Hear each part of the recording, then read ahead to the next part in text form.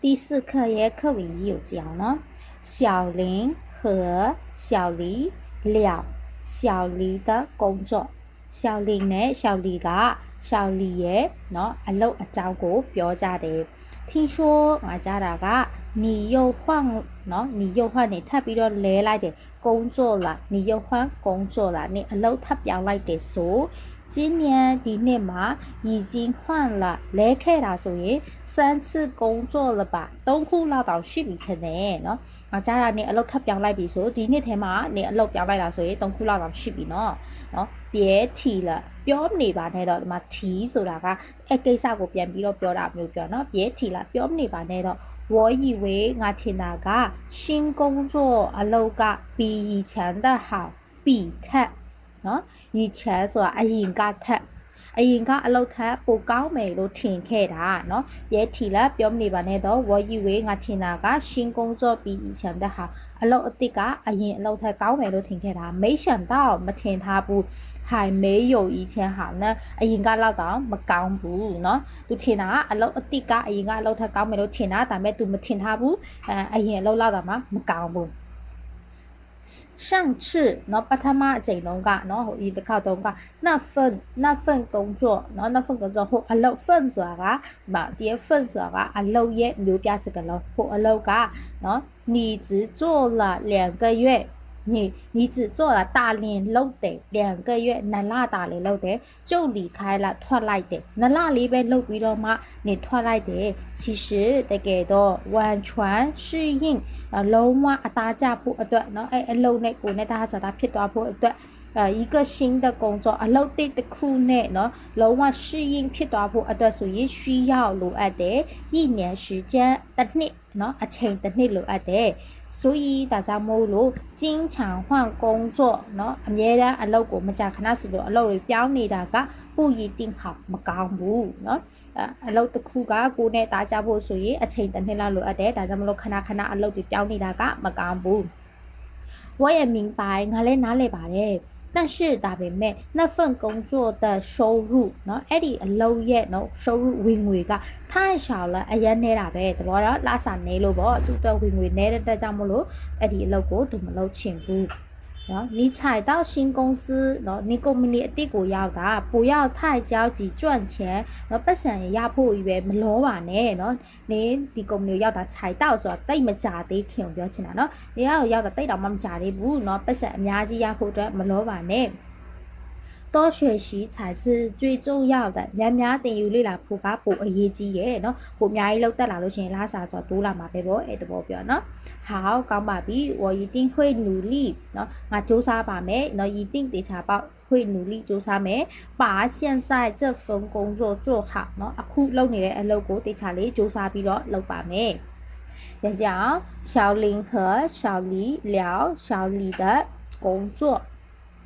听说你又换工作了，今年已经換了3次工作了吧？別提了，我以為新工作比以前的好，沒想到還沒以前好呢。上次那份工作你只做了2個月就離開了，其實完全適應一個新的工作需要1年時間，所以經常換工作不一定好，我也明白，但是那份工作的收入太少了。你踩到新公司，不要太着急賺錢，多學習才是最重要的。好，我一定會努力把現在這份工作做好。第4課ရဲ့課文အကူ講ခေါင်းစဉ်လေးက王經理和小李在說工作အလုပ်အကြောင်းပြောနေကြတယ်王經理နဲ့小李နဲ့王經理အရင်ပြောတယ်那份調查အဲ့ဒီရဲ့စာရင်းတွေစစ်တာကเนาะ調查ဆိုတာစစ်ဆေးတာ還要多長時間အချိန်ဘယ်လောက်ကြာမှ才能做完လုပ်လို့ပြီးမှလဲเนาะ那份調查還要多長時間才能做完အဲ့စာရင်းတွေစစ်တာကဘယ်အချိန်ကြာမှလုပ်လို့ပြီးမှလဲ按အရာ原来的計劃เนาะမူလအစီအစဉ်ရဆိုလို့ရှိရင်應該是2周2ပတ်ကြာမယ်但是ဒါပေမဲ့我們可以提前完成我们ငါတို့က可以提倡ဆိုတာကဒီ2周မတိုင်ခင်မှာ完成ပြီးနိုင်တယ်周末ပေးရကြလို့ရှိရင်နော်周末ပေးရကြလို့ရှိရင်保证做完ပြီးမယ်လို့အာမခံပါတယ်我经理ပြန်ပြောတယ်虽然တော်လည်းပဲ最近အခုတလော工作很忙အလုပ်တွေအရန်ရှုပ်နေပေမဲ့လည်းတန့်တာပေမဲ့你们也要注意身体啊နင်တို့လည်းကျန်းမာရေးကိုဂရုစိုက်ကြပါเนาะအခုတလောအလုပ်တွေအရန်များနေပေမဲ့လည်းကိုကျန်းမာရေးကိုလည်းဂရုစိုက်ကြပါ谢谢你ကိုကျေးဇူးတင်ပါတယ်现在အခုဆိုလို့ရှိရင်有很多事情ကိစ္စတွေအများကြီးက等着我做ငါလုပ်ဖို့အတွက်စောင့်ဆိုင်နေတယ်အဲ့တော့ငါမှလုပ်ရမယ့်ကိစ္စတွေအများကြီးရှိနေတယ်真不知道တကယ်ကိုမတီးတော့ဘူး该向做哪个好ဘယ်ဟာကိုအရင်လောက်ရမလဲဆိုတာတော့မှမတီးတော့ဘူးဝန်ကြီးနေရပြန်ပြီးတော့ပြောတယ်အကြံပေးရအောင်နော်每天早上မနက်တိုင်းဆိုလို့ရှိရင်我ငါက都把当天计划要做的事情เนาะတရက်စာလောက်ရမယ့်ကိစ္စတွေကို写在笔记本上မဆုစာအုပ်ပေါ်မှာချရေးလိုက်တယ်提醒တတိပေးတယ်自己安排好时间ကိုအချိန်တေချာစီစဉ်ထားတယ်ပြောချင်တာကဘယ်အချိန်မှာဘာလုပ်မယ်ဘယ်နှစ်နာရီမှာဘာရောက်သွားမယ်အဲ့လိုမျိုးစီစဉ်ထားလိုက်တယ်တဲ့你也可以试试这样做试试ဆိုတာစမ်းကြည့်တာเนาะ你也မင်းလည်းပဲ可以ရတယ်试试စမ်းကြည့်လို့ရတယ်这样做ဒီလိုမျိုးလုပ်ပြီးတော့စမ်းကြည့်လို့ရတယ်这个办法เนาะဒီရဲ့နီလန်က真不错တကယ်ကိုမဆိုးဘူး这样အဲ့လိုဆိုလို့ရှိရင်我ငါကလည်း就不会手忙脚乱了手忙脚乱ဆိုတာကြပြဖြစ်တာအစီအစဉ်တိုင်းမဟုတ်ဘဲနဲ့ဟိုဟာလည်းလုပ်ရမယ်ဒီဟာလည်းလောပြနေရတာပေါ့နော်အဲ့တော့အချိန်တွေကိုပဲအချိန်မှာဘာလုပ်မယ်ဆိုတာစီစဉ်ထားလိုက်မယ်ဆိုလို့ရှိရင်ငါလည်းပဲ不会手忙脚乱了ကြပြမဖြစ်တော့ဘူး也是呀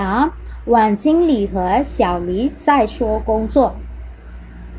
那份调查还要多长时间才能做完？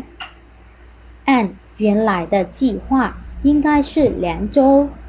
但是我们可以提前完成，周末保证做完。虽然最近工作很忙，但你们也要注意身体啊！谢谢您，现在有很多事情等着我做。真不知道该向做哪个好每天早上我都把当天计划要做的事情写在笔记本上提醒自己安排好时间你也可以试试这样做这个办法真不错这样我就不会手忙脚乱了第4课ရဲ့课文3個字အောင်နော်ခေါင်းစဉ်လေးက王经理和马经理在说工作နော်王经理နဲ့马经理ကအလုပ်အကြောင်းပြောနေကြတယ်王经理ရဲ့马经理什么事နော်ဘလို့ကိစ္စမျိုးက让你ကိုဖြစ်စေတယ်这么高兴啊ပျော်ရွှင်စေတယ်တော့ဘလို့ကိစ္စမျိုးကနင့်တလောက်တောင်ပျော်ရွှင်စေတာလေတော့你ဘာကြောင့်တလောက်ပျော်နေတာလဲ我们和上次那个公司的生意နော်那个公司的生意我们ငါတို့和နဲ့上次ဆိုတာအရင်တစ်ခေါက်က那个公司အဲ့ဒီကုမ္ပဏီရဲ့生意ဒီစီးပွားရေးလုပ်နေတာပေါ့နော်စီးပွားရေးက终于နောက်ဆုံးမှာ谈成了谈ဆိုတာဆွေးနွေးတာ成了ဆိုတာအောင်မြင်သွားတယ်အဲ့တော့ငါတို့နဲ့เนาะအရင်တစ်ခေါက်တုန်းကเนาะအရင်ရှေ့တစ်ခေါက်တုန်းကဒီကုမ္ပဏီနဲ့အဲ့ဒီကုမ္ပဏီတစ်ခုနဲ့ပေါ့နော်စီးပွားရေးအကြောင်းဆွေးနွေးတာကနောက်ဆုံးမှာတော့အောင်မြင်သွားပြီ太好了အရန်ကောင်းတာပဲ你工作那么努力你အလုပ်လုပ်တာဒီလောက်တောင်မှကြိုးစားတာ公司ကုမ္ပဏီက会越来越好的တနေ့တခြားပို့ပြီးတော့ကောင်းလာလိမ့်မယ်ပို့ပြီးတော့တိုးတက်လာမှာပဲเนาะ我ငါက原来เนาะ原来ဆိုတာအစတုန်းကပေါ့နော်以为ထင်ထားတယ်做生意စီးပွားရေးလုပ်တာက很简单เนาะအရန်ကိုလွယ်ကူတယ်လို့ငါထင်ထားတာ我原来以为做生意很简单အရင်တော့ထင်ထားတာကစီးပွားရေးလုပ်တာကအရန်ရိုးရှင်းတယ်လို့ငါထင်ထားတာ后来နောက်ကြတော့才发现才发现对လာတယ်မြင်လာတယ်其实တကယ်တော့并不容易เนาะတကယ်ကိုမလွယ်ဘူးဆိုတာကိုငါတွေ့လာတယ်အစတော့သူထင်ထားတာတစ်မျိုးเนาะတကယ်ဖြစ်လာတာတစ်မျိုးအဲ့လိုမျိုးဆိုလို့ရှိရင်တော့并ဆိုတာလေးနဲ့တွဲပြီးတော့မှတုံးเนาะပြီးတော့နောက်မှာ不容易ဒီလို negative အပိုင်းလေးကိုပြောမဲ့ဟာလို့ရှိရင်ဒီ并လေးကိုတုံးတယ်并不容易တကယ်တော့လောက်ထိမလွယ်ဘူး现在အခုဆိုလို့ရှိရင်เนาะ赚钱ဆိုတာပတ်စံရှာရတာเนาะပတ်စံရှာရတာက越来越难了တနေ့တခြားပို့ပြီးတော့ခက်လာတယ်ပေါ့เนาะ越来越难ဆိုပို့ပြီးတော့ခက်ခဲလာတယ်ပတ်စံရှာရတာမလွယ်တော့ဘူး慢慢来ဖြည်းဖြည်းပေါ့万事开头难ဒါလေးကကျတော့စကားပုံလေးနော်万事开头难အတိတ်ပဲဘယ်ကိစ္စမဆိုအစပိုင်းမှာခက်ခဲကြတယ်နော်重要的是အရေးကြီးဆုံးကတော့要多များများ積累စုဆောင်ရမယ်經驗အတွေ့အကြုံနော် experience တွေကိုအများကြီးစုဆောင်ရမယ်အဲ့တော့ဖြည်းဖြည်းပေါ့ဘယ်ကိစ္စမဆိုအစပိုင်းမှာခက်ခဲကြတယ်အရေးကြီးဆုံးကတော့ဒီရဲ့အတွေ့အကြုံလေးမျိုးများများရှိအောင်စုဆောင်ရမယ်好，今天ပြောတယ်我相信နော်ငါယုံကြည်တယ်经过我们大家的努力ငါတို့အားလုံးရဲ့ပူပေါင်းကြိုးစားဆောင်ရွက်မှုကြောင့်မို့လို့နော်ဒါ经过ဆိုတာဖြတ်တန်းတာဒါပေမဲ့ဒီနေရာမှာကျတော့အားလုံးရဲ့ပူပေါင်းဆောင်ရွက်မှုကြောင့်မို့လို့နော်ငါယုံကြည်တယ်နော်经过我们大家我们大家的努力ငါတို့အားလုံးပူပေါင်းဆောင်ရွက်မှုနော်ပူပေါင်းကြိုးစားမှုအဲ့လိုမျိုးကြိုးစားပြီးတော့လုပ်ပြီးသွားတာပြောချင်တာနော်အဲ့လိုမျိုးကြိုးစားပြီးလုပ်တဲ့အတွက်ကြောင့်မို့လို့公司的生意ကုမ္ပဏီရဲ့စီးပွားရေးဟာ会越来越大တနေ့တခြားပို့ပြီးတော့တိုးပွားလာလိမ့်မယ်နေ့တခြားပို့ပြီးတော့ကြီးပွားလာလိမ့်မယ်一切都会好的一切ဆိုတာအားလုံးเนาะ一切都会好的အကုန်လုံးကပို့ပြီးတော့မှကောင်းလာလိမ့်မယ်လို့သူယုံကြည်ရဲ့တဲ့ပြန်ကြည့်အောင်ခေါင်းစဉ်က王经理和马经理在说工作什么事让你这么高兴啊我们和上次那个公司的生意终于谈成了太好了你工作那么努力公司会越来越好的我原来以为做生意很简单后来才发现其实并不容易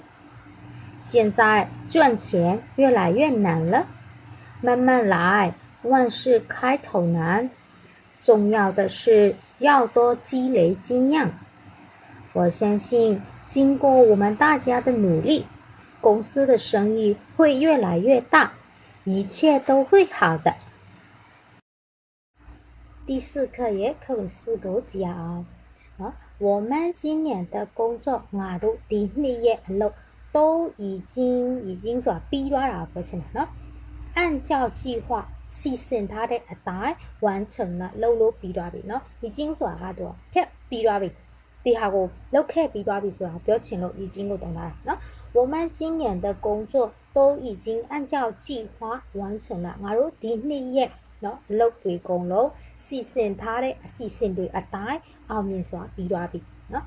在一段时间第အချိန်အတိုးအတွင်းမှာ尽管တော်လဲပဲ工作很緊張အလုပ်တွေကအရန်ကြက်နေเนาะအရန်များနေရပါเนาะအလုပ်တွေကအရန်ကြက်နေတယ်ပြီး中間也လဲမှာလဲပဲ遇到了ကြုံတွေ့ခဲ့ရတယ်很多困難အခက်အခဲတွေအများကြီးကိုကြုံတွေ့ခဲ့ရတယ်但是ဒါပေမဲ့因为အတွက်ကြောင့်မို့လို့有大家的努力အားလုံးရဲ့เนาะကြိုးစားမှုကြောင့်မို့လို့我们ငါတို့က成功的解决了问题ပြဿနာတွေကိုအောင်မြင်စွာเนาะဖြေရှင်းနိုင်ခဲ့တယ်顺利的完成了工作顺利ဆိုတာအဆင်ပြေချောမွေ့တာเนาะ完成အောင်မြင်ခဲ့တယ်အဆင်ပြေပြေချောမွေ့နဲ့လုပ်လို့ပြီးခဲ့တယ်工作အလုပ်တွေကိုဒီနှစ်ထဲမှာเนาะအလုပ်တွေကအလုပ်တွေမှာဗာလဲအခက်အခဲတွေတွေ့တယ်လို့ရှိရင်ဒါပေမဲ့လည်းပဲအားလုံးရဲ့ကြိုးစားမှုကြောင့်မို့လို့ပြဿနာတွေကိုဖြေရှင်းနိုင်ခဲ့တဲ့အဆင်ပြေပြေနဲ့အလုပ်တွေပြီးခဲ့တယ်非常感谢大家အားလုံးကိုကျေးဇူးတင်တယ်对我的帮助ငါ့ကိုကူညီပေးကြတဲ့အတွက်အားလုံးကိုကျေးဇူးတင်တယ်另外အဲ့ဒါအပြင်马经理က让我告诉ငါ့ကိုပြောခိုင်းတယ်大家အားလုံးစီကိုပြောခိုင်းတယ်马经理က让我告诉大家အားလုံးစီကိုပြောခိုင်းတယ်一个好消息သတင်းကောင်းတစ်ခု消息ဆိုတာသတင်းကိုပြောတာเนาะ好消息ဆိုတာသတင်းကောင်းသတင်းကောင်းတစ်ခုကိုငါပြောခိုင်းတယ်因为အတွက်ကြောင့်မို့လို့大家အားလုံးက按时完成了工作သတ်မှတ်ထားတဲ့အချိန်အတွင်းမှာအလုပ်တွေကိုပြီးအောင်လုပ်နိုင်ခဲ့တဲ့အတွက်公司ကုမ္ပဏီက决定ဆုံးဖြတ်လိုက်တယ်เนาะ这个月ဒီလမှာ给每人给ဆိုတာပေးတာ每人ဆိုတော့လူတိုင်းကိုเนาะ每人လူတိုင်းကို多发ပို့ပေးဖို့အတွက်3000元3000အပို့ပေးမယ်减金 bonus เนาะအဲ့တော့ ဒီရဲ့ကုမ္ပဏီကနေဘာဆုံးဖြတ်လိုက်တာလဲဆိုလို့ရှိရင်လူတိုင်းကိုဒီလထဲမှာ3000အပို့ပေးဖို့အတွက်ကိုဆုံးဖြတ်လိုက်တယ်感谢大家အားလုံးကိုကျေးဇူးတင်တယ်这3个多月ဒီ3လကျော်တွင်းမှာเนาะ这3个多月的努力工作အလုပ်တွေကိုကြိုးစားစားလုပ်ပေးတဲ့အတွက်ကြောင့်မို့လို့感谢大家အားလုံးကိုကျေးဇူးတင်တယ်希望မျှော်လင့်တယ်明年နောက်နှစ်ကြလို့ရှိရင်လည်း能有更大的成绩เนาะ能ဆိုတာနိုင်လိမ့်မယ်有更大的ပို့ပြီးတော့ကြီးမားတဲ့အောင်မြင်တိုးတက်တဲ့成绩ဆိုတာ level အဆင့်เนาะပြောချင်တာကကုမ္ပဏီကဒီနှစ်ထဲမှာဒီလောက်ရောင်းရတယ်ဆိုလို့ရှိရင်တို့ရဲ့ကုန်ပစ္စည်းရထားလိုက်ပါတော့တော်ရောင်းရတယ်ဆိုလို့ရှိရင်နောက်နှစ်ကျလို့ရှိရင်ဒီထက်ပိုပြီးတော့အများကြီးရောင်းရအောင်လို့စူးစမ်းနိုင်လိမ့်မယ်လို့သူမျှော်လင့်တယ်လို့တကယ်နဲ့ပြောတာဟုတ်လားအော်ပြန်ဆိုကြအောင်我们今年的工作都已经按照计划完成了这一段时间尽管工作很紧张中间也遇到了很多困难但是因为有大家的努力我们成功的解决了问题顺利的完成了工作非常感谢大家对我的帮助另外马经理让我告诉大家一个好消息因为大家按时完成了工作公司决定这个月给每人多发3000元奖金感谢大家这3个多月的努力工作希望明年能有更大的成绩第4课ရဲ့ခက်ဝင်ဝူကိုကြည့်ရအောင်年轻人လူငယ်တော်တော်များများကเนาะ年轻人လူငယ်တွေက刚开始工作的时候အလုပ်ဝင်ခါစမှာเนาะ刚开始ဆိုတာမကြခင်မှာစတင်တာเนาะအလုပ်ဝင်ခါစမှာ不要太着急赚钱ပတ်စံရဖို့ကိုပဲမလောပါနဲ့不要太着急ရမလောနဲ့เนาะပတ်စံရဖို့ကိုပဲမလောပါနဲ့不要မလုပ်ပါနဲ့眼睛里မျက်လုံးထဲမှာ只有公司和奖金เนาะလစာနဲ့ bonus တွေကိုပဲမြင်နေတာမျိုးမလုပ်ပါနဲ့လူငယ်တွေပြောတာ在工作的前几年အလုပ်ခါစဒီနှစ်ပိုင်းအတွင်းမှာပေါ့နော်တနှစ်အဲ့လိုနှစ်ပိုင်းအတွင်းမှာ重要的是ပို့ပြီးတော့အရေးကြီးတာက丰富多ပွားအောင်လုပ်ရမယ်丰富多ပွားအောင်လုပ်ရမယ်自己的工作经验ကိုယ့်ရဲ့အတွေ့အကြုံကိုပို့ပြီးတော့မှပြည့်ဝနေအောင်အတွေ့အကြုံပြည့်ဝနေအောင်အတွေ့အကြုံတိုးပွားအောင်လုပ်ရမယ်学习တင်ယူလေ့လာရမယ်与同事交流的方法ဒီလုပ်ဖော်ကိုင်ဖတ်တွေနဲ့ပြောဆိုဆက်ဆံတဲ့နည်းလမ်းကိုတင်ယူလေ့လာရမယ်ပြောချင်တာကလုပ်ဖော်ကိုင်ဖတ်တွေနဲ့အဆင်ပြေပြေနေနိုင်ရမယ်ပေါ့နော်ကြီးလေစုဆောင်ရမယ်专业အထူးအားဖြင့်知识အသိပညာဗဟုသုတတွေကိုစုဆောင်းမယ်လုပ်ငန်းနဲ့ပတ်သက်တဲ့ knowledge တွေကိုများသိထားအောင်လေ့လာရမယ်စုဆောင်းထားရမယ်这些ဒါတွေက比收入ဝင်ငွေထက်重要多了ပို့ပြီးတော့မှအရေးကြီးတယ်နော်ဝင်ငွေထက်ကိုပို့ပြီးတော့အရေးကြီးတဲ့အရာတွေဖြစ်တယ်။ဘာလဲဆိုလို့ရှိရင်ကိုယ့်ရဲ့လုပ်ဖော်ကိုင်ဖက်တွေနဲ့အဆင်ပြေအောင်ဘယ်လိုပေါင်းတင်ရမလဲဆိုတာသိရမယ်။အလုံးနဲ့ပတ်သက်တဲ့ဗဟုသုတတွေအတွေ့အကြုံတွေကိုလေ့လာရမယ်သင်ယူရမယ်နော်但是ဒါပေမဲ့很多时候တချို့အချိန်တော်တော်များများမှာเนาะအချိန်တော်တော်များများမှာ我们ငါတို့က不得不မဖြစ်မနေ去做သွားပြီးတော့လုပ်ရတယ်一些တချို့自己不愿意做မလုပ်ချင်တဲ့အရာတွေเนาะမလုပ်ချင်တဲ့အရာကိုယ်တိုင်ဆန္ဒမပါတဲ့အရာတွေကိုတွားပြီးတော့မှလုပ်ရတယ်甚至เนาะအဲ့လိုလုပ်ရတယ်ဆိုရင်တော့မှ是非常不喜欢的工作လုံးဝမကြိုက်တဲ့အလုပ်ဖြစ်နေတယ်ဆိုရင်တော့မှငါတို့ကအဲ့ဒါကိုသဘောမတူဘဲနဲ့ဆန္ဒမပါဘဲနဲ့เนาะကိုမကြိုက်တဲ့အလုပ်ဖြစ်နေတယ်ဆိုရင်တော့မှငါတို့ကအဲ့ဒါကိုတွားပြီးတော့မှလုပ်ရတယ်တခါတလေကြလို့ရှိရင်เนาะမလုပ်ချင်မနေလုပ်ရတာရှိတဲ့အကြောင်းပြော这是အဲ့လိုအချိန်မျိုးမှာ我们ငါတို့က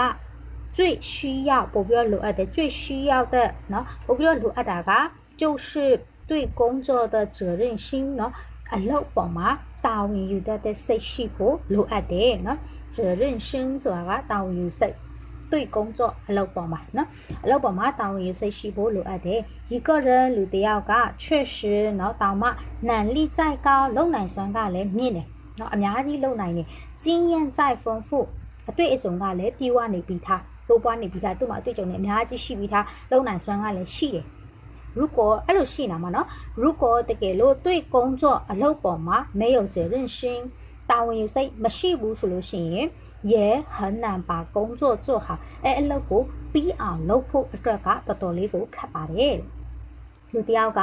အလုပ်လုပ်နိုင်စွမ်းကလည်းမြင့်တယ်အတွေ့အကြုံကလည်းအများကြီးရှိတယ်ဆိုပေမဲ့လည်းအလုပ်ပေါ်မှာတာဝန်ယူစိတ်မရှိဘူးဆိုလို့ရှိရင်အလုပ်ကိုအောင်မြင်ပြီးမြောက်အောင်လုပ်ဖို့အတွက်ကခက်ပါတယ်တဲ့年轻人刚开始工作的时候不要太焦急赚钱不要眼睛里只有工资和奖金在工作的前几年重要的是丰富自己的工作经验学习与同事交流的方法积累专业知识这些比收入重要多了但是很多时候我们不得不去做一些自己不愿意做甚至是非常不喜欢的工作这时我们最需要的就是对工作的责任心一个人确实能力再高经验再丰富如果对工作没有责任心也很难把工作做好